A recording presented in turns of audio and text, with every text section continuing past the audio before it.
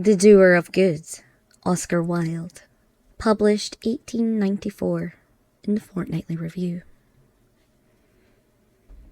It was night time, and he was alone, and he saw far off the walls of a round city, and went towards the city.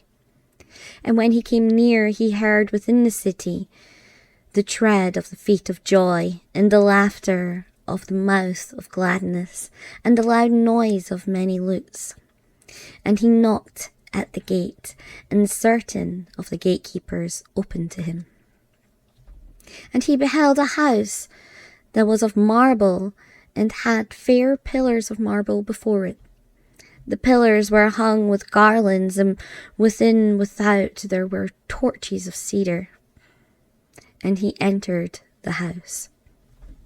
And when he had passed through the hall of chalcedony and the hall of jasper, and reached the long hall of feasting, he saw lying on the couch of sea purple one whose hair was crowned with red roses, and whose lips were red with wine. And he went behind him and touched him on the shoulder and said to him, "Why do you live like this?" And the young man turned round and recognized him, and made answer and said, "But I was a leper once, and you healed me. How else should I live?" And he passed out of the house and went again into the street. And after a little while he saw one whose face and raiment were painted, and whose feet were shod with pearls. And behind her came slowly as a hunter a young man who wore a cloak of two colours. Now the face of the woman was as fair face of an idol, and the eyes of the young man were bright with lust.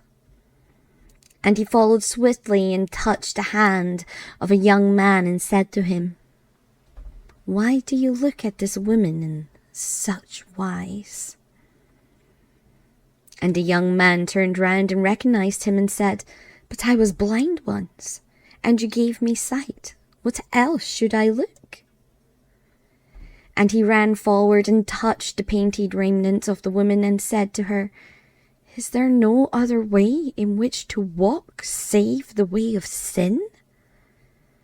And the woman turned round and recognized him and laughed and said, "But you forgave me my sins, and the way is a pleasant way." And he passed out of the city. And when he passed out of the city, he saw seated by the roadside a young man who was weeping. And he went towards him and touched the long locks of his hair and said to him, "Why are you weeping?" And the young man looked up and recognized him and made answer, "But I was dead once, and you raised me from the dead. What else should I do but weep?"